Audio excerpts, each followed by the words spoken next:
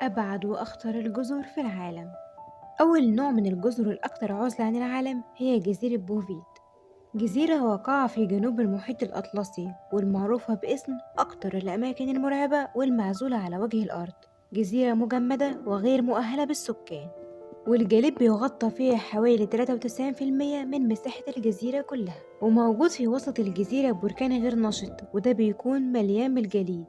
وفي كمان عدد محدود من الكائنات الحية اللي بتعيش على سطحها، زي مثلا النباتات أو الطحالب. وموجود كمان بعض الحيوانات زي البطاريق والطيور البحرية. ومن الغريب بقى إن مساحة الجزيرة دي دايما في حالة ازدياد مستمر وبتكون مش ثابتة، وده طبعا بفعل النشاط البركاني اللي موجود فيها، بالإضافة كمان للعوامل الجوية والمناخية اللي بتأثر فيها.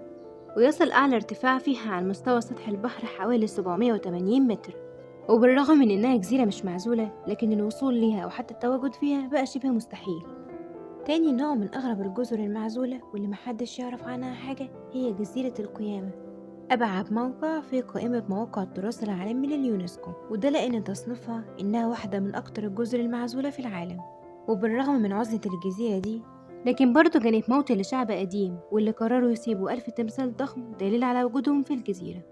ومعروف عنها إنها كانت واحدة من أصغر المناطق المؤهلة بالسكان، وللأسف سكانها كانوا بيعانوا من المجاعات والأمراض وأكل لحوم البشر والحروب الأهلية والانهيار البيئي. وللأسف كل ده جعل سمعة الجزيرة سيئة جدا، وكمان عدد سكانها قل جدا في الفترات الأخيرة وبقت أكتر الأماكن عزلة في العالم. ولو الفيديو عجبكم اعملوا لايك وسبسكرايب واستنونا في فيديوهاتنا الجديدة.